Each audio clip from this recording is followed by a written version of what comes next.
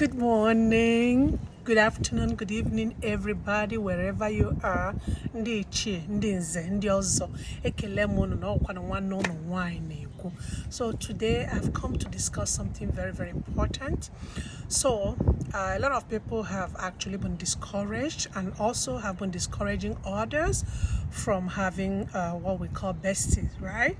Okay, so I'm just here because I have a different perspective, and I'm not here to actually discourage you from having a bestie, because I, for one, I have somebody I call, or we call ourselves BFF, best friends forever, and we've been friends for many years.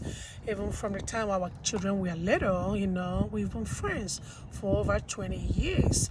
And let me tell you one thing.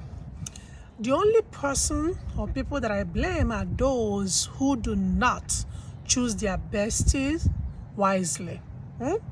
So when you make a mistake in choosing a wrong person as your besties, that is when you'll be afraid or you'll start feeling insecure, because you know that your bestie might come after your husband someday.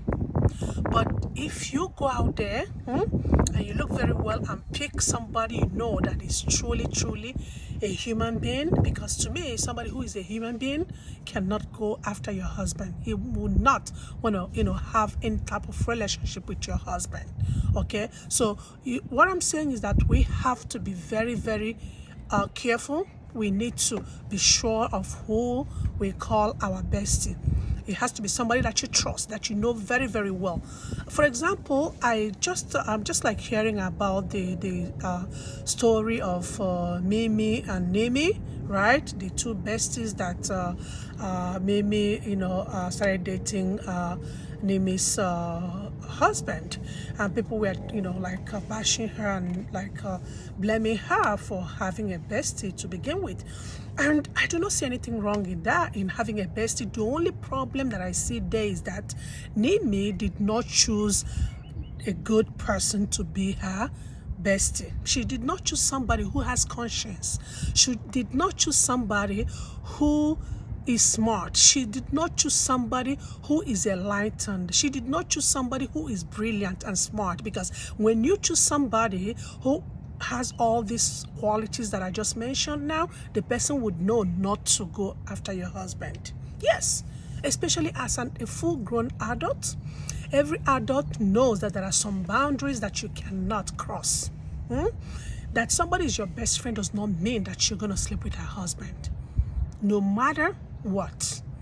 So I'm not blaming those who have best friend. Rather, my blame, to them is that they were not careful when they chose their bestie. That was just the only blame that I have for them.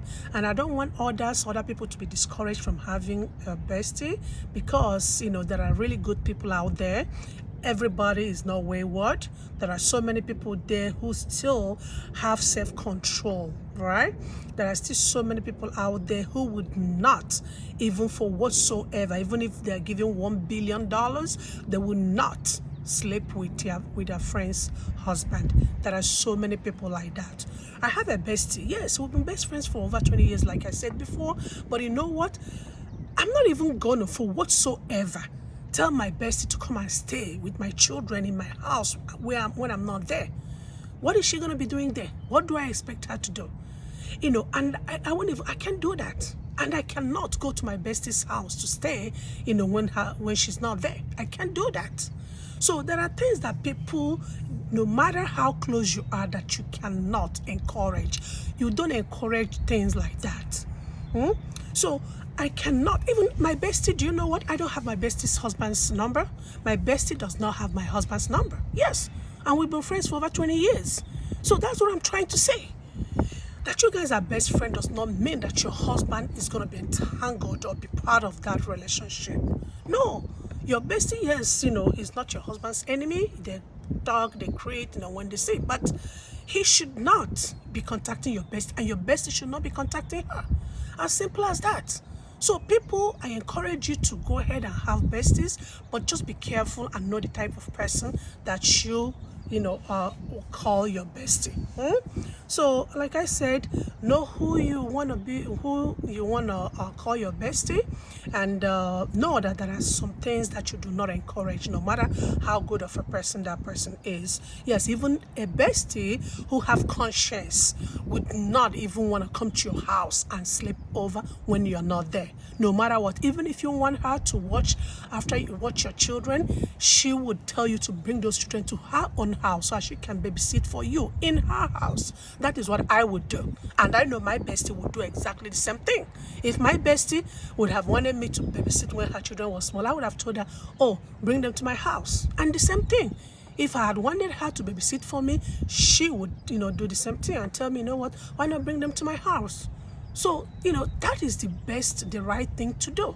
You do not have your bestie come and babysit in your house when it's just your little children and your husband.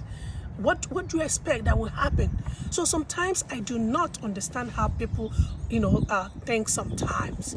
We encourage certain things unknowingly, and then when things go sour, we start crying. So please, this is just to encourage everybody out there and to let them know that there's nothing wrong in having bestie, but you just have to be careful on who you call your bestie, and also know that there are some boundaries that should not be crossed, no matter what. Even no matter how close you are with that person, you guys have to define things from the get-go so that everybody will know that there is this line that nobody should cross. Okay, all right. So I hope you all learned something today.